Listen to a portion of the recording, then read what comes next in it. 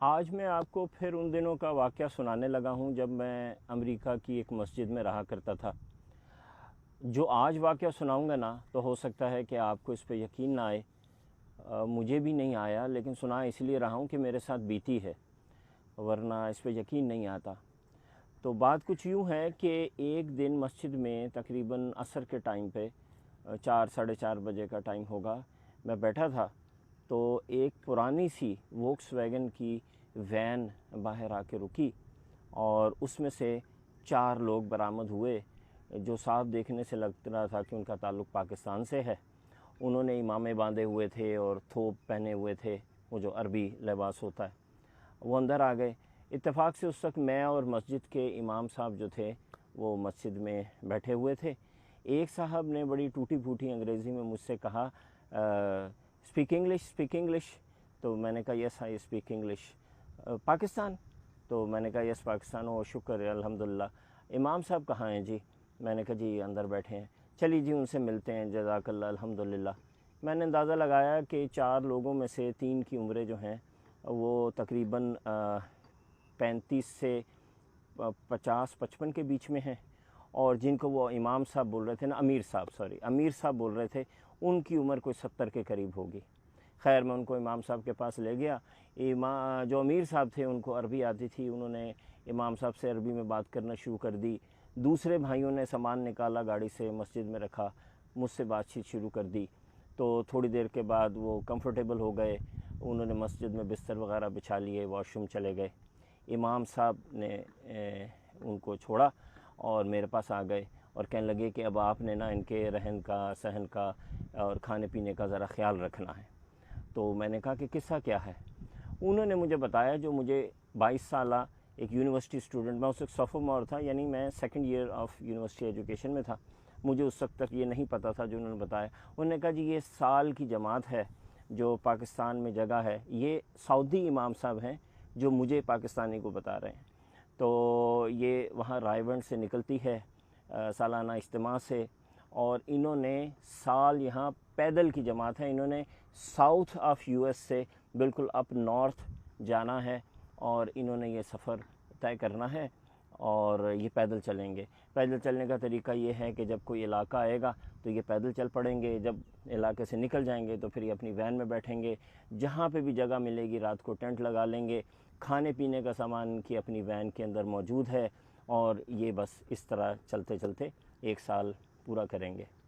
میں ظاہر ہے بینگ اے یونیورسٹی اسٹوڈنٹ، مجھے بڑا عجیب سا لگا، اور میں نے بڑا شور مچایا امام صاحب کے سامنے کہ یہ کون سا زندگی گزارنے کا طریقہ ہے، and what a waste of time and blah blah blah بلا۔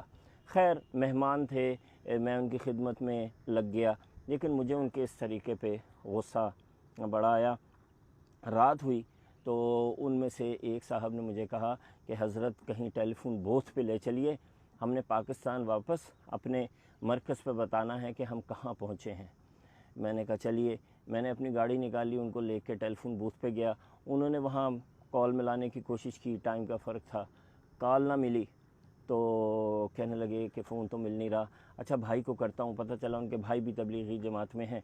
تو انہوں نے اپنے بھائی کو کال کی اور ان کو کہتے ہیں کہ بھائی ہم اس جگہ پہنچ گئے ہیں اور الحمدللہ ہمارا سفر ٹھیک ہے، امیر صاحب نے کہا ہے کہ آپ لوگوں کو مطلع کریں، آپ مرکز میں جا کے بتا دیجئے گا کہ ہم یہاں پہنچے ہیں، کل یہاں سے نکلیں گے تو فلاں جگہ جائیں گے۔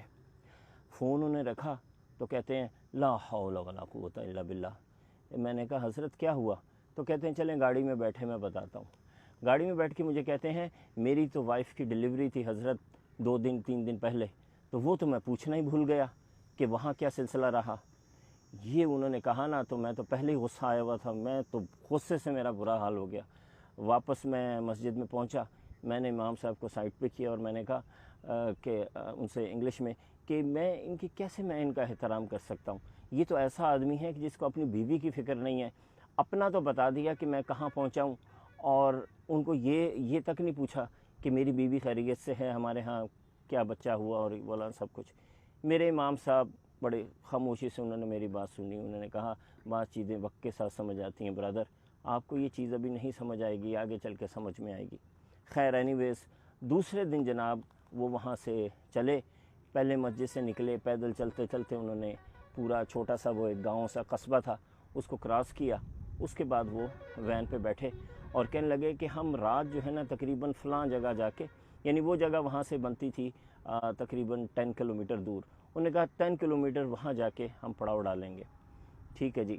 9:30 بجے کے قریب نہیں 8:30 بجے کے قریب امام صاحب مجھے کہتے ہیں چلیں وہاں چلتے ہیں اور دیکھتے ہیں کہ جو جماعت ہے وہ پراپرلی انہوں نے ٹینٹ وغیرہ لگا لی ہے کہ نہیں. میں نے کہا ٹھیک ہے. تو میں ان کے ساتھ گاڑی میں بیٹھ گیا. ہم چلنا شروع ہوئے. راستے میں ہم دیکھتے جاتے تھے اندھیرے میں کہیں روشنی نظر آئے، ٹینٹ نظر آئے. آخر جا کے ہمیں تھوڑا آگے جب ہم نے شہر سے نکل گئے تو اندھیرے میں بالکل ایک جگہ ٹینٹ لگا نظر آ گیا، وہ بتی سی جل رہی تھی. ہم وہاں پہنچے تو وہاں جب میں نے ٹینٹ لگا دیکھا اس جگہ پہ تو میرے تو جسم میں نا ایک کپ کپی دوڑ گئی. میں حیران پریشان.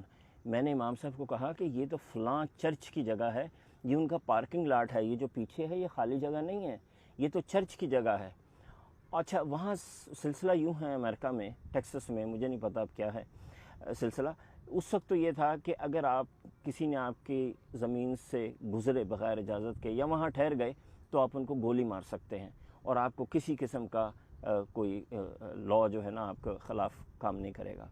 تو میں نے امام صاحب کو کہا کہ امام صاحب جلدی سے اندر چلیں، ان کو یہاں سے اٹھائیں، یہ تو بڑا مسئلہ ہو جائے گا، یہ تو گولی چل جائے گی، وہ تو ان کو مار دیں گے. ان کو سمجھ ہی نہیں ہے، ان کو تو پتہ ہی نہیں ہے، ان کو تو اندازہ ہی نہیں ہے کہ یہاں کیسے چلتا ہے. دیکھیں یہ کوئی کرنے کی بات ہے. یہ ہم بولتے بولتے ٹینٹ میں داخل ہو گئے. ٹینٹ میں امیر صاحب جو تھے وہ بالکل سکون سے بیٹھے ذکر کر رہے تھے اور باقی کے لوگ جو تھے نا وہ کچھ کھانے کی تیاری کر رہے تھے. انہوں نے کہا برادر آپ بالکل صحیح ٹائم پہ آ گئے ہیں، آئیں ساتھ بیٹھ کے کھانا کھاتے ہیں. میں نے شور ڈال دیا. میں نے کہا آپ یہاں سے فوراً خالی کریں، یہاں تو گولی چل جائے گی، آپ بھی مریں گے، ہمیں بھی مروائیں گے. یہ تو ٹیکسس ہے، یہاں تو گنز رکھتے ہیں لوگ اور آپ چرچ کی جگہ پہ ایسے ٹینٹ لگا کے بیٹھ گئے ہیں. امام صاحب کے چہرے پہ ایک عجیب سا سکون، کوئی پریشانی نہیں، کوئی مسئلہ نہیں. کہتے ہیں وہ بھی تو ہمارے اہل کتاب ہیں نا، ہمارے بھائی ہیں، مسلک میں مذہب میں ہمارے بھائی ہیں، آنے دیں ان کو، ہم ان کو سمجھا لیں گے. میں نے کہا امیر صاحب کون سمجھائے گا، آپ کو تو انگریزی بھی نہیں آتی. کہنے لگے برادر آپ ہیں نا، آپ سمجھائیں گے.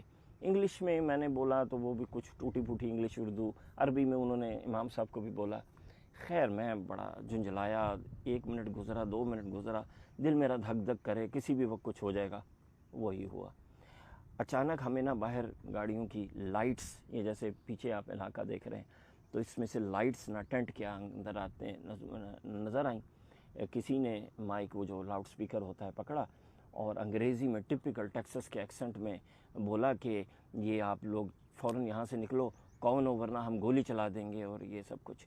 تو امام صاحب کہتے ہیں کیا بول رہے ہیں، اور وہ ٹپیکل ٹیکسن ایکسنٹ تھا، وہ انگریزی کسی کی سمجھ میں نہیں آئی. میں نے کہا کہ وہ کہہ رہے ہیں جلدی سے یہاں سے نکلو، سامان اٹھاؤ ورنہ ہم گولی چلا دیں گے. امیر صاحب کے چہرے پہ ایک عجیب سی پرسکون مسکراہٹ آئی اور انہوں نے وہ بڑی مشہور جو سورہ یاسین کی آیت ہے وہ پڑھی کہ وَجَعَلْنَا مِن بَيْنِ أَيْدِيهِمْ سَدًّا وَمِن خَلْفِهِمْ سَدًّا فَأَغْشَيْنَاهُمْ فَهُمْ لَا يَبْصِرُونَ، کہ یہ ان کے آگے بھی دیوار اور پیچھے بھی دیوار اور ان کو نظر نہیں آتا. خیر مجھے اس وقت اس کی بہت زیادہ سمجھ بھی نہیں تھی. وہ تو اس دن کے بعد مجھے اس آیت کا پتہ چلا کہ یہ ہے کیا اور اس میں کتنی پاور ہے. تو ہمارے امام صاحب بھی ایسے سر جھکا کے، حافظ القرآن تھے، عالم تھے، انہوں نے بھی ایسے سر جھکا لیا اور ساتھ ہی ایک آخری وارننگ انہوں نے دی. 1 منٹ کی خاموشی ہوئی اور تابڑ توڑ گولیاں چلنا شروع ہو گئیں. اتنی تیزی سے اتنی گولیاں انہوں نے چلائیں کہ بس ایسے لگ رہا تھا کہ وار زون ہے. اور گاڑیاں بھی اتنی ہی دور کھڑی تھیں جتنا میں ہوں اور یہ پیچھے تھوڑا سا یہ جو کھلا علاقہ ہے. گولیاں چلتی تھیں اور ایک گولی ٹینٹ کو نہیں لگ رہی تھی. سمجھ نہیں آ رہی تھی کہ گولیاں کہاں سے جا رہی ہیں. آواز بھی آتی تھی کہ گولیاں آس پاس سے گزر رہی ہیں اور وہ ایم بھی خیمے کا کر رہے تھے، ٹینٹ کا کر رہے تھے، کیونکہ انہیں لگ رہا تھا جیسے کوئی جن آ گئے یہاں پہ، پتہ نہیں کوئی کرمنلز ہیں. جتنی انہوں نے گولیاں چلا سکتے تھے وہ اگلے 15-20 منٹ تک وہ لوگ گولیاں چلاتے رہے. جب ان کے میگزینز بالکل خالی ہو گئے نا تو امام صاحب، امیر صاحب مجھے کہتے ہیں کہ بھائی جائیے ان کو بتائیے کہ ہم کون ہیں اور کس لیے آئے ہیں. تو میرے تو جان نہیں، میں تو باہر جانے کی ہمت نہیں. اتنی گولیاں میں نے اپنی لائف میں پہلی دفعہ چلتی دیکھی تھی اور وہ بھی پوائنٹڈ ایٹ می، میری طرف. میں نے کہا کسی ایک بھائی کو میرے ساتھ بھیجیے، میری تو ٹانگیں کانپ رہی ہیں۔ انہوں نے ایک بھائی کو ساتھ بھیجا، انہوں نے کہا آؤ بھائی اس میں کیا بات ہے، آپ چلیے آپ گفتگو کریں، میں آپ کے ساتھ کھڑا ہوں گا۔ باہر میں پہنچا ہوں تو تقریباً 4 ٹرک تھے، ان کے اندر 7-8 لوگ تھے، اور جیسے ٹیکسس کے فلموں میں دیکھتے ہیں موٹے موٹے بھاری بھاری جینس پہنی ہوئی، گنز پکڑی ہوئی۔ وہاں پہ میں پہنچا نا تو وہ تو ہکا بھکا ایسے حیرت سے مجھے دیکھنے لگے، کہتے ہیں ہو آر یو گائز، آپ لوگ ہو کون؟ میں نے ان کو کہا کہ جی ایسے ہم دین کے کام کرتے ہیں، مسلمان ہیں، آپ کے بھائی ہیں، ہمارا مذہب بھی حضرت ابراہیم سے چلا ہے، آپ کا بھی چلا ہے۔ وہ تو بالکل ان کے پاس لفظ نہیں تھے۔ انہوں نے کہا آپ زندہ ہو؟ میں نے کہا ہاں زندہ ہیں، کیوں؟ انہوں نے کہا ہم نے تو اپنی پوری گولیاں آپ کے ٹینٹ پہ خالی کر دیں، ایک گولی بھی نہیں آئی اندر۔ میں نے کہا نہیں، میں تو سمجھ رہا تھا شاید آپ ادھر ادھر چلا رہے ہو۔ تو وہ چونکہ میرا ایکسنٹ جو تھا وہ ٹیکسس والا تھا، اور میں ان سے بڑا ڈاکانہ ملا لیا کہ I live at that place and I do this kind of work. تو وہ کہنے لگے کہ یہ، اور میں نے اپنے آپ کو الگ کر لیا، میں نے کہا یہ پاکستان سے آئے ہیں، I live here and I am just here to see them. میں نے کہا یہ لوگ کون ہیں کہ جن کے اوپر ایم کر کے ہم نے گولیاں چلائی ہیں اور ایک گولی بھی ان کو نہیں لگی؟ میں نے کہا پھر تو اب یہی ہے کہ آپ اندر آ جاؤ اور وہ کھانا کھانے لگے ہیں، ساتھ بیٹھ جاؤ۔ تو خواتین و حضرات اس دن وہ 10-12 لوگ، میرا خیال ہے 8-9 لوگ میرے ساتھ ٹینٹ میں آئے، وہ وہاں بیٹھے، انہوں نے کھانا کھایا، انہوں نے اسلام کے بارے میں سنا، وہ مطمئن ہوئے، لیکن اس حیرت کے ساتھ واپس گئے کہ ایک گولی بھی اس دن ٹینٹ میں بیٹھے ہوئے لوگوں کو نہیں لگی۔ اب یہ ظاہر ہے یقین نہ آنے والی بات ہے، مجھے بھی آج تک یقین نہیں آیا کہ گولیاں کیوں نہیں لگیں، جبکہ انہوں نے ہنڈریڈز میں چلائی ہوں گی۔ 20 منٹ تک آپ ذرا سوچئے کہ 6-7 بندوقیں چلیں گی آٹومیٹک رائفلز، تو کتنی گولیاں چل گئی ہوں گی۔ اس میں اب ایک بات ہے جو ہمیں نا اپنے کلچر میں اس وقت بہت زیادہ سمجھنے کی ضرورت ہے۔ دیکھیے ضروری نہیں ہے کہ ہر بات ہمیں سمجھ میں آئے اور تبھی ہم اس کو مانیں، اور یہ بھی ضروری نہیں ہے کہ جو بھی ٹھیک بات ہے نا وہ صرف ہمارے ساتھ ہی ہو رہی ہو، جو بھی ہمارا مخالف نظریہ ہے نا وہ ہمیشہ غلط ہی ہو۔ ضروری نہیں ہے، بس آپ یہ سمجھ لیجئے کہ یہ اللہ کی دنیا ہے، اللہ نے جس سے جو کام لینا ہے وہ لے رہا ہے، اور اللہ تعالیٰ کے پاس طاقت ہے، وہ جس وقت جس کو بچا لے۔ اس لیے سکون میں رہیں، خوش رہیں، دوسرے کو عزت دیں، دوسرے کے اوپینین کی رسپیکٹ کریں، اور مطمئن ہو کے اپنی زندگی گزاریں۔ شکریہ۔